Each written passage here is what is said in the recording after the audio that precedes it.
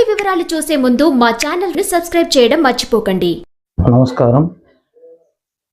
సూర్య భగవానుడు మకరంలోకి జనవరి 14, 2025 నాడు రవి మకరంలోకి ప్రవేశిస్తున్నాడు. రవి మకరంలో ప్రవేశించడం వల్ల మకర సంక్రాంతి అని పిలుస్తారు. రవి 14 నాడు మకరంలో ఉండడం వల్ల ద్వాదశ రాశుల వారికి, లగ్నాల వారికి ఎలా ఉండబోతుంది అనేది తెలుసుకుందాం. ముఖ్యంగా ఇది పెద్దల పండుగ కనుక ఎప్పుడైతే రవి సంక్రమణ జరిగిందో అప్పుడు పెద్దలకు స్వయం పాకం ఇవ్వడం లేక పెద్దలకు అర్ఘ్యం ఇవ్వడం చాలా ముఖ్యం. ఇది శాస్త్రంలో కూడా చెప్పారండి. అంటే ఆ రోజు సంక్రమణ జరిగే రోజు మీరు దానాలు ఇచ్చినట్లయితే మీరు మామూలు దినాల కంటే ఆ రోజు చాలా 100 రెట్ల ఫలితం అనేది వస్తుంది. ఇది శాస్త్రంలో ఉంది.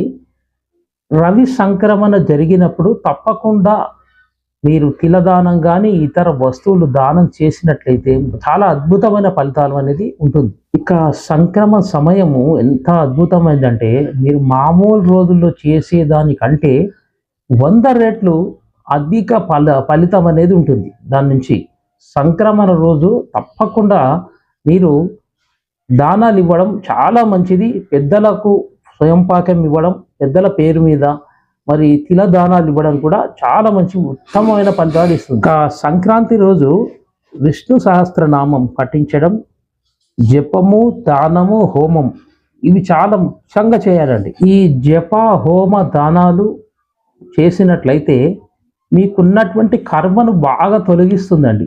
అందుకే సంక్రమణ జరిగినప్పుడు దానాలు ఇవ్వాలి, స్వయం పాకం ఇవ్వాలి.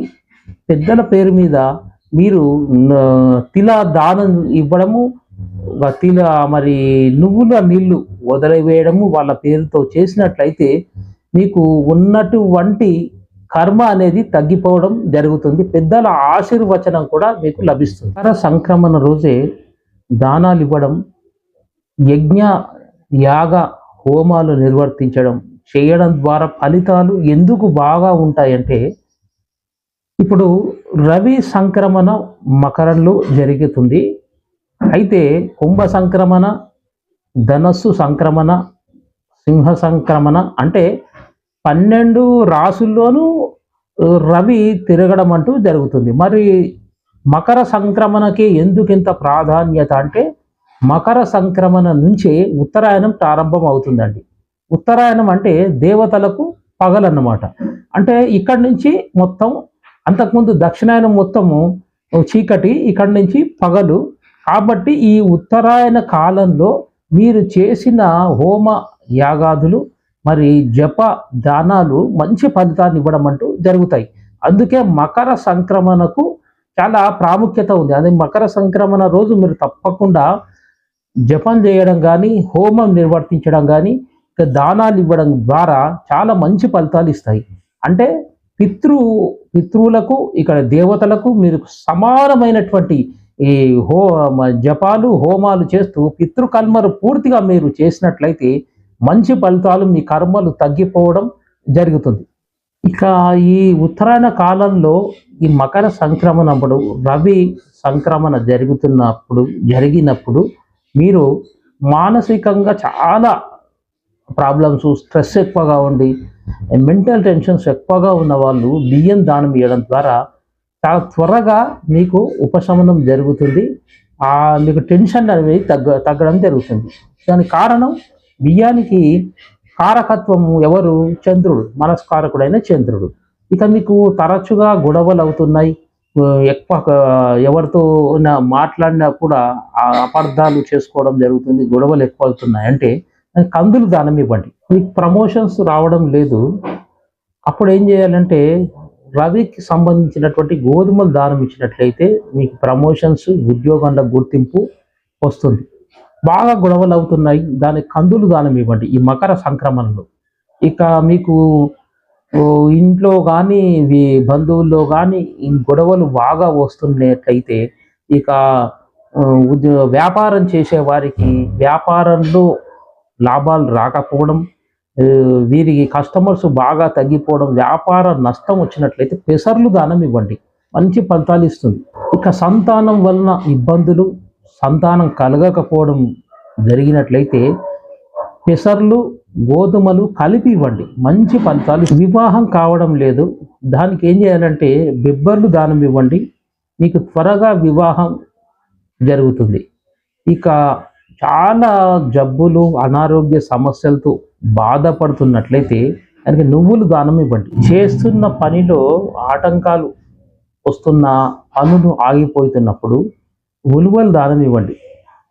ఉలువలు దానం ఇచ్చినట్లయితే మీ పనులకు ఆటంకాలు కలగకుండా చేస్తున్న పని విజయవంతం కావడం జరుగుతుంది. మకర సంక్రమణ జరిగిన రోజు మానసిక ఆందోళనలు, సమస్యలు ఉన్నవారు రాజరాజేశ్వరి ఆరాధన, రాజరాజేశ్వరి అష్టోత్తర శతనామావళి పఠించినట్లయితే మీకు మానసిక సమస్యలు అనేవి దూరం అవుతాయండి. గొడవలు బాగా అవుతున్నాయి ఇంట్లో బయట అంటే కందులు దానం ఇవ్వండి.